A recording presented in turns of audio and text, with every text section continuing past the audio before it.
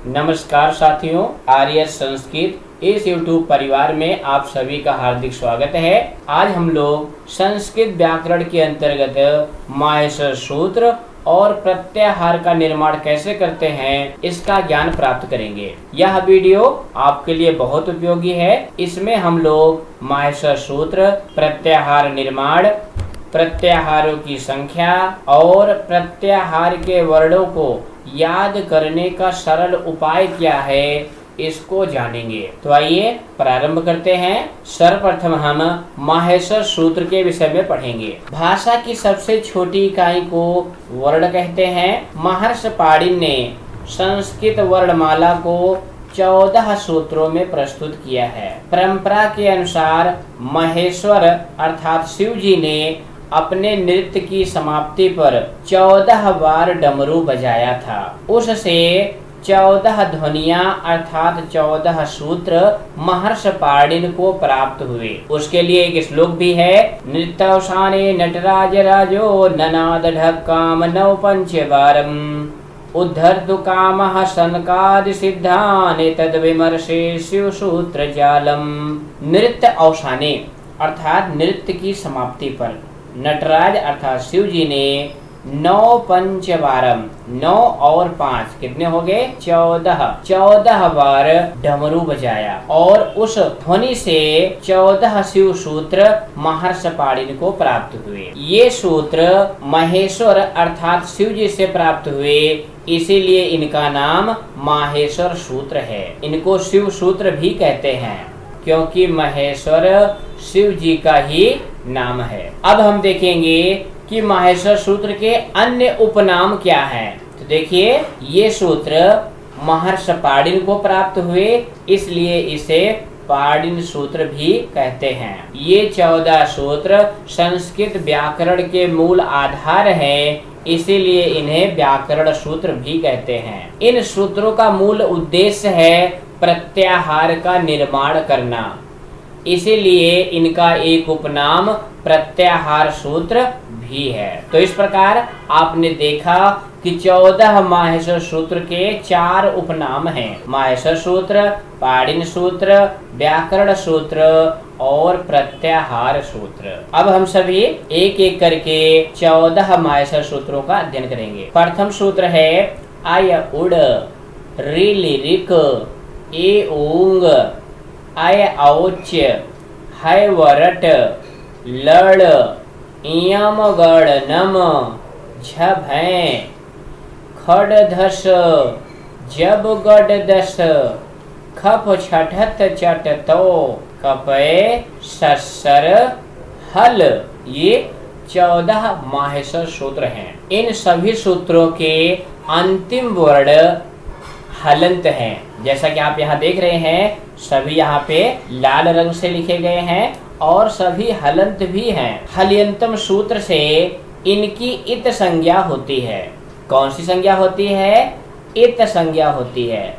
इत संज्ञा का क्या प्रयोजन है? जिस भी वर्ण की इत संज्ञा हो जाती है उसका लोप हो जाता है। लोप का मतलब क्या है? अदर्शनम लोपः, वर्णों का ना दिखाई या ना सुनाई पड़ना लोप कहलाता है। अर्थात हम प्रत्याहार बनाते हैं तो इन वर्णों को नहीं लेते उसमें। तो 14 सूत्र हैं, तो 14 इत संज्ञक वर्ण हो गए। एक इत संज्ञक वर्ण और है, वो कहाँ है? लड़ सूत्र में। लघु सिद्धांत कौमुदी में कहा गया है कि हकार आदिषु अकारः उच्चारणार्थः।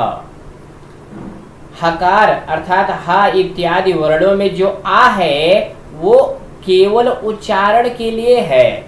लड़ मध्य तो इत संज्ञकः, किंतु लड़ सूत्र के मध्य में जो ला के बाद अनुनासिक आ है वह इत संज्ञक है।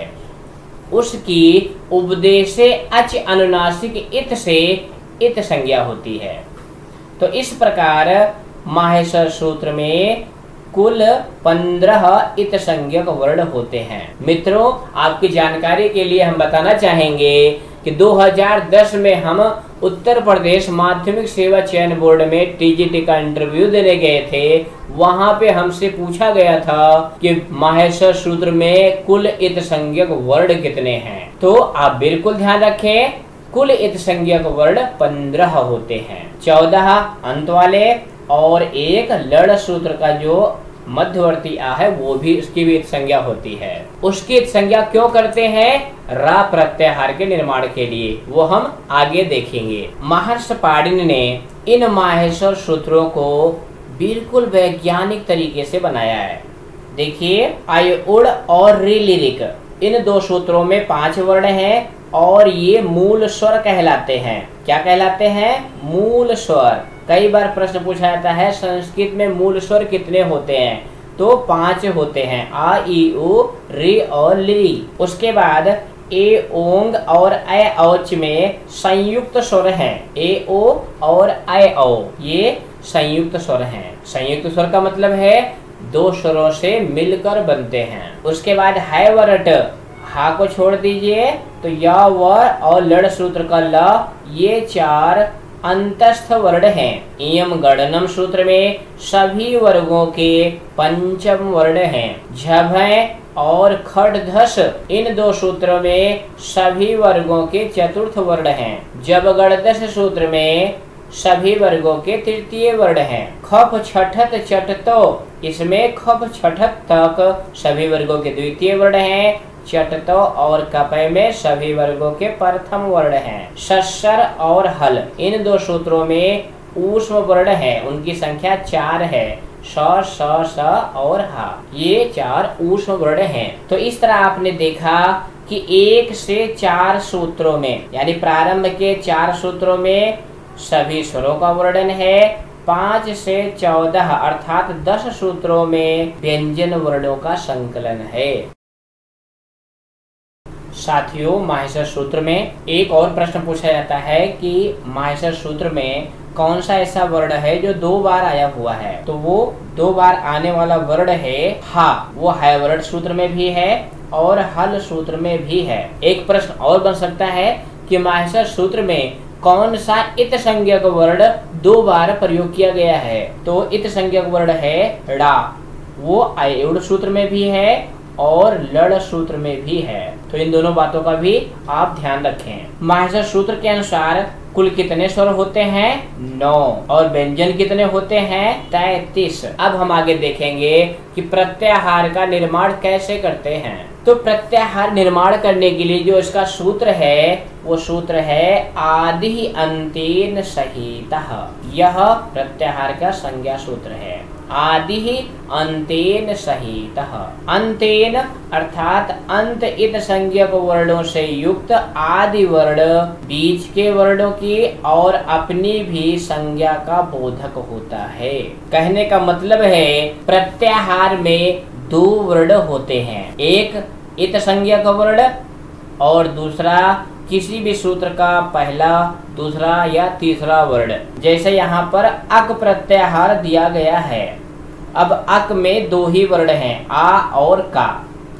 आ इस प्रत्याहार का आदि वर्ण है और का इत संज्ञक वर्ण है। अब इस अक प्रत्याहार में कुल कितने वर्ण होंगे? ये माहेश्वर सूत्र से देखेंगे, आ से लेकर के का तक। अब इसमें जो इत संज्ञक वर्ण है उनको नहीं लिखेंगे तो कितने हो जाएंगे? आ ई उ री और लिरी। यह संज्ञा सूत्र है, यह प्रत्याहार संज्ञा करता है। तो इस उदाहरण में आ ई उ री लिरी ये संज्ञी हैं और इनकी संज्ञा अक है। जैसे मेरा नाम विवेक है तो इसमें मैं संज्ञी हूँ और विवेक मेरी संज्ञा है।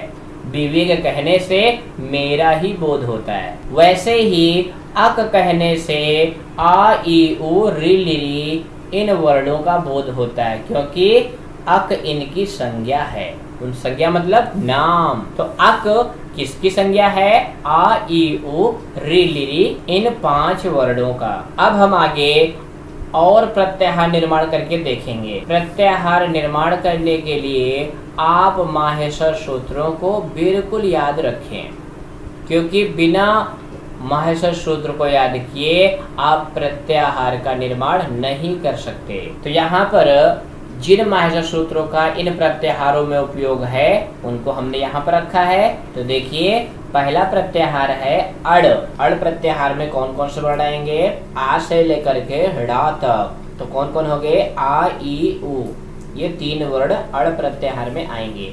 दूसरा प्रत्याहार है अक। आ से लेकर के का तक, बीच में जो ड़ा इत संज्ञक वर्ण है उसको नहीं लेंगे।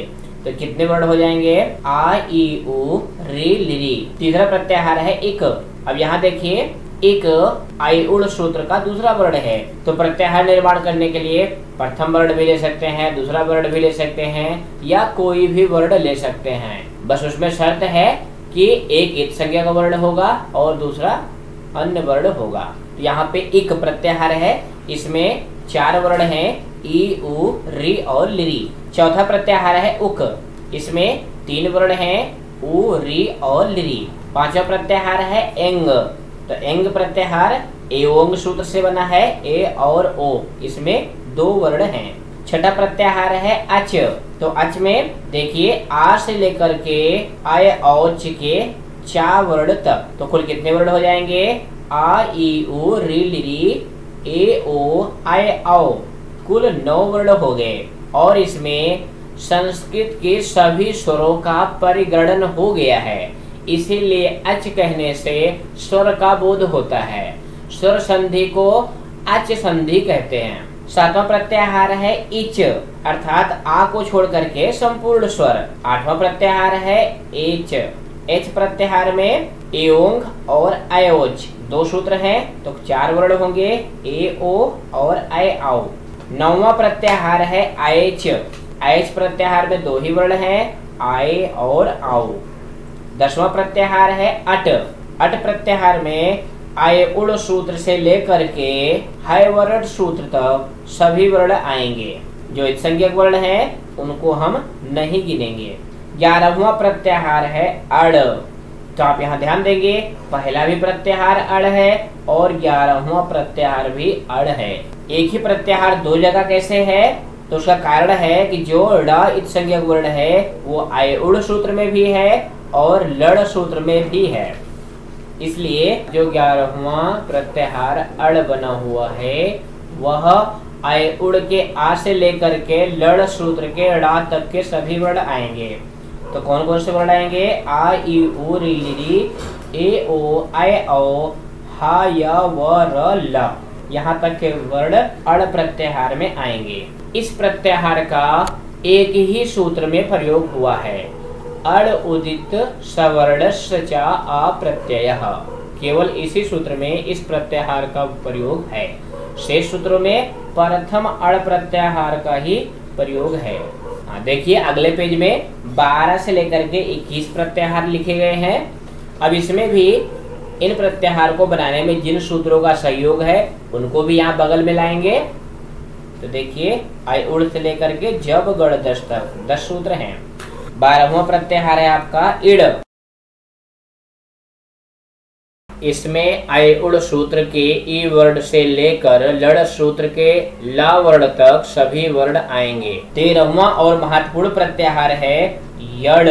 यड़ प्रत्याहार में 4 वर्ण हैं, य व र ल। ये महत्वपूर्ण प्रत्याहार क्यों कहा गया है? क्योंकि यड़ अंतस्थ वर्ण होते हैं। यड़ प्रत्याहार में आने वाले जो 4 वर्ण हैं य व र ल, ये अंतस्थ वर्ण कहलाते हैं। 14वां प्रत्याहार है अम। आय उड़ के आ से लेकर के इयम गणनम के मां वर्ण तक के सभी वर्ण अम प्रत्याहार में आते हैं। 15वां प्रत्याहार है यम।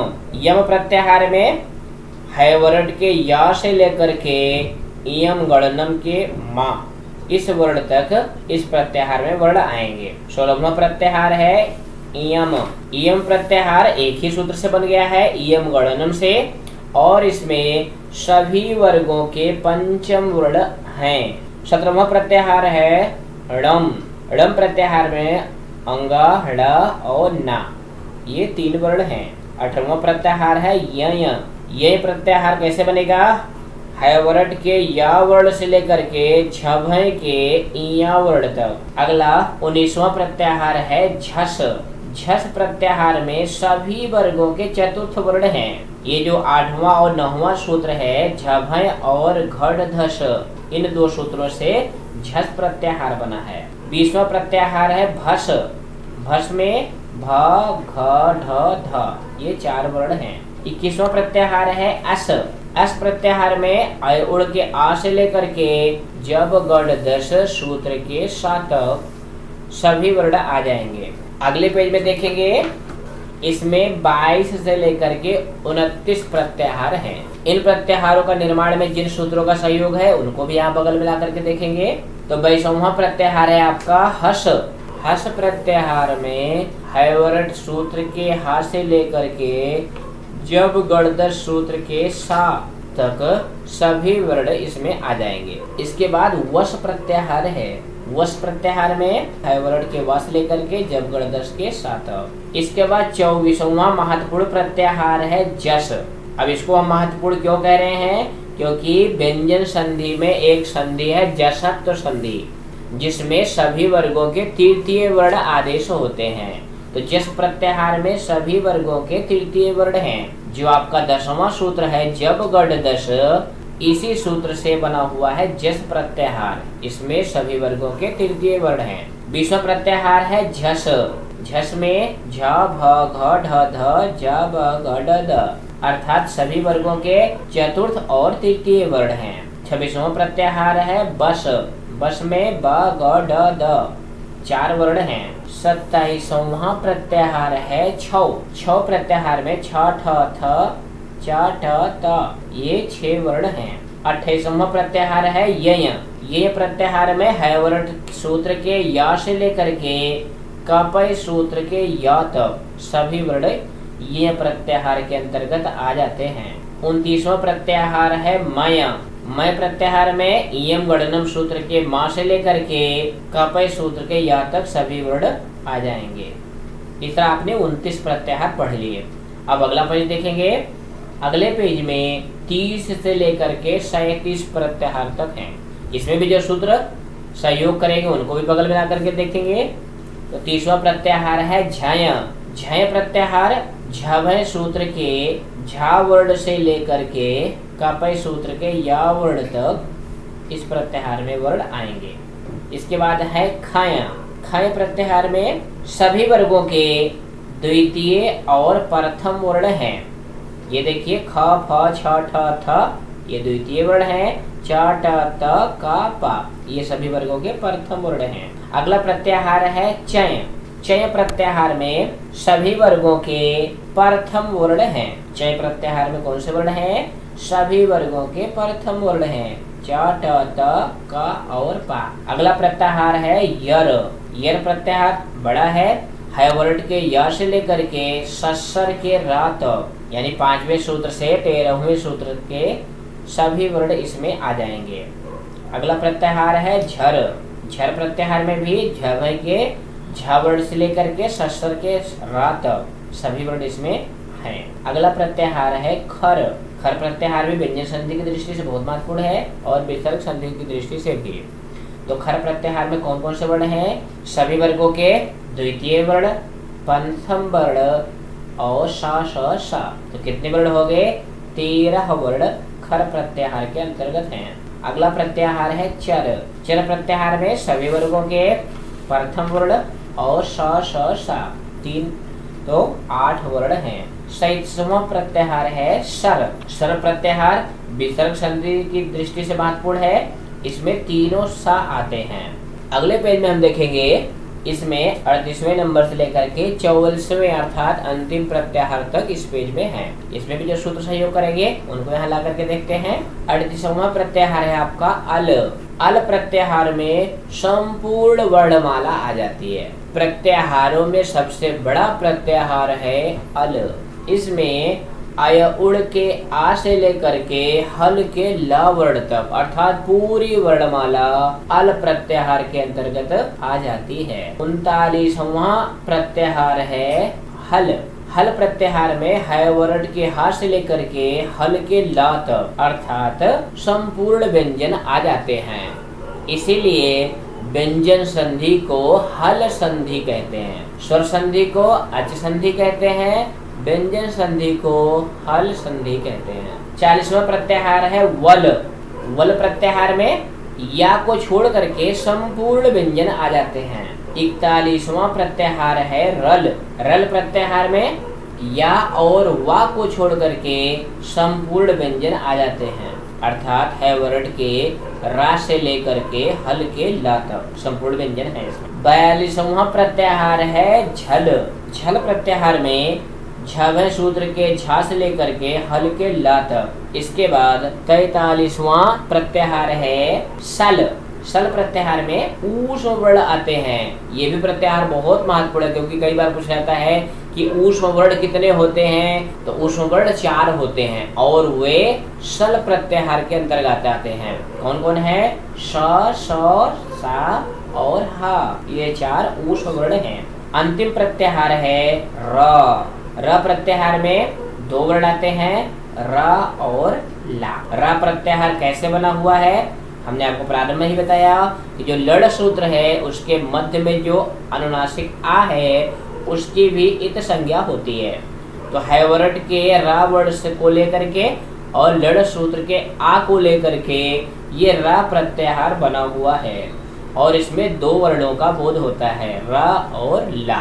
तो इस तरह से आपने पूरे 44 प्रत्याहार पढ़ लिए। साथियों, अब हम देखेंगे प्रत्याहारों की संख्या कितनी होती है, क्योंकि कई बार सबके मन में होता है कि कुल कितने प्रत्याहार हैं। तो ऐ उड़ आदि 14 सूत्रों से यद्यपि अनेक प्रत्याहार बन सकते हैं, तथापि इस व्याकरण शास्त्र में जिनका व्यवहार किया गया है उन प्रत्याहारों की संख्या है 44, यानी 44 प्रत्याहार व्याकरण शास्त्र में प्रयोग किए गए हैं। कई लोग रा प्रत्याहार को नहीं मानते, तो उनके मत में 43 प्रत्याहार होते हैं।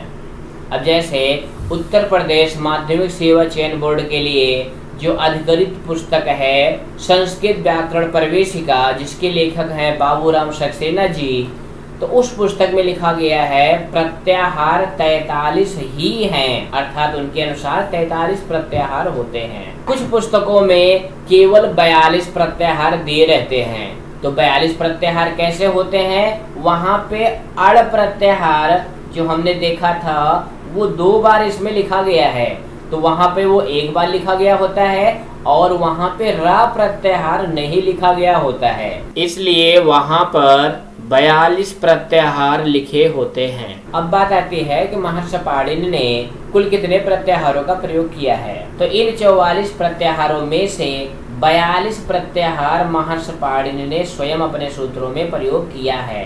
शेष 2 में से एक इयम प्रत्याहार उड़ादि सूत्र का है और दूसरा चय प्रत्याहार वार्तिक पाठ का है, अर्थात इसका प्रयोग वार्तिककार कात्यायन ने किया है। इस तरह से व्याकरण शास्त्र में कुल 44 प्रत्याहारों का प्रयोग हुआ है।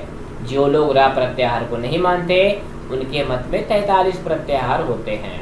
अब अंत में हम देखेंगे कि प्रत्याहार के वर्णों को याद करने का सरल उपाय क्या है।